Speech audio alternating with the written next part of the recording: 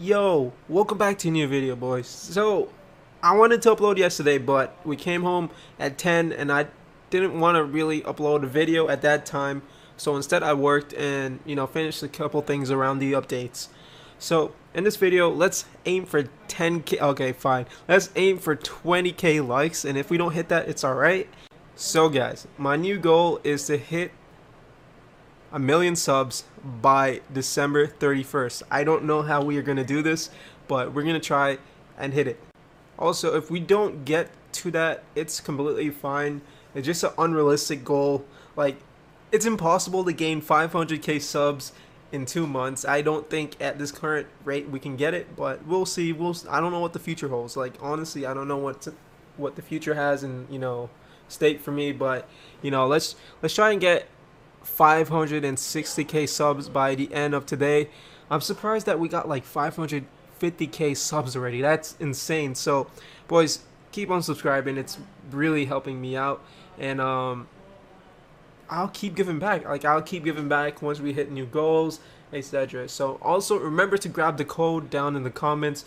It's always the pinned comment. So remember to grab the code, boys. And let's get into this video. This is a conceptual video. The showcases are tomorrow.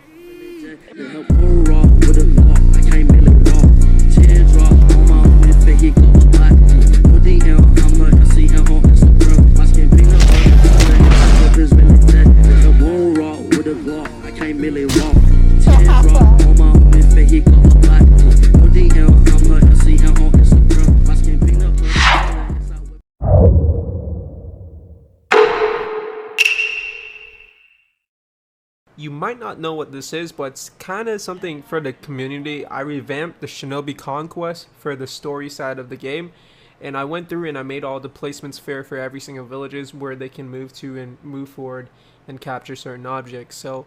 So everything is kind of a learning curve. So what we did is we went and we did the rules on the documents, we did some concepts on the documents, and what I did is I went in game and placed like monuments equally to each villages, because it wasn't as equal before because the rules didn't set it up. And basically we wanted to make everything fair for every single villages where they can go travel. We wanted multiple concepts within the traveling and the movements. We wanted all villages to not have alliances so it doesn't ruin it, since it's only 5 villages. The goal of Shinobi Conquest was to be like a major thing within the Shinobi Life 2, but we didn't really get towards it. I think after the first or second week, the conquest wasn't as fun. So what the initial goal was to revamp it and make it fun for every single village, and make it where wars actually matter on points, towards maps, and armies are led by different HRs instead of the same people participating over and over. We wanted to get like the community inside those kind of wars and more involved. 2 new game modes are coming to Shinobi Life 2, and we placed them different so it's not confusing. So the RPG game mode is placed within the map selection. The Allied Shinobi Forces symbol at the top is how you get to the Shinobi World. The Shinobi World includes all types of PvP missions, and there's almost like 10 new missions within that PvP game mode, and it's meant for PvP. It's not hardcore. You don't lose stats whatsoever. If you enjoy risk-free PvP, this is where you find the Shinobi World game mode. Now, for the people that enjoy hardcore, this is for you. So basically, it's called World X. World X has different concepts than how the current story mode has, and I'm gonna go over those concepts with you step by step. So when you pick a village, it's not permanent. Your character clothes changes to that village's clothes. So we had concepts before where we would let people permanently select villages, but that created hectic and everyone would stack leave. The next thing is that we try to make like a permanent, like every character per village, but there's so many concepts that you can go with it. So what we did was that we made it so you have one character, whatever village you pick, your clothing goes towards that character. Also, I fixed a bug where it showed other villages' clothing. Don't worry, it's just a issue in this clip. But once you select that village, your clothing randomizes to that village's clothes, so you can easily identify the other enemy on the battlefield. On the next clip, I'm going to showcase that when you pick a village, that your clothing actually changes, because I have a cloud tip character, so your clothing actually changes towards that village's clothing. So there is neutral clothing that all villages share. You also saw that there's no elements. You can't select your element. So your clan, your element, and your elemental. Did I say? Oh my god. Your clan, your element, and your elemental Genkai are all randomized in this game mode.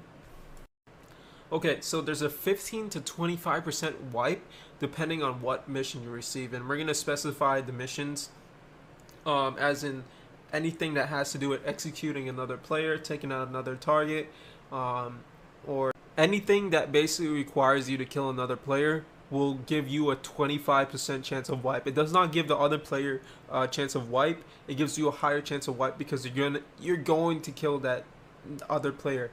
Now, there's some new things in the office. So once you enter the Kage office, you're going to see new things as in scrolls over the missions. So the mission queue, I will come back to that later. The backup mission works like how it always does. It works on command.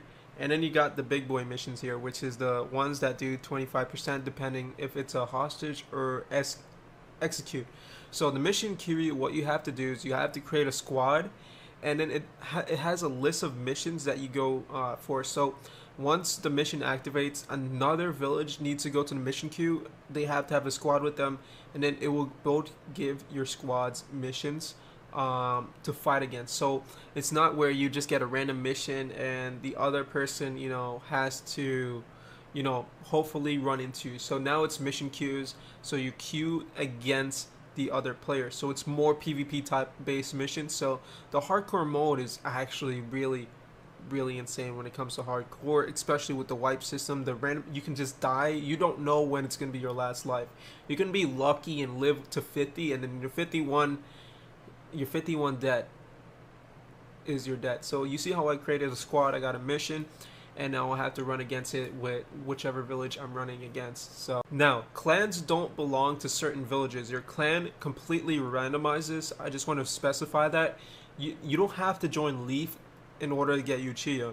There's no such system or script that we made that you get more of this clan if you pick Leaf. No, your clan completely randomizes, and so does your element, so does your Genkai. Now, while we were developing this concept, we were thinking, what makes the game truly hardcore? And we were like, chances.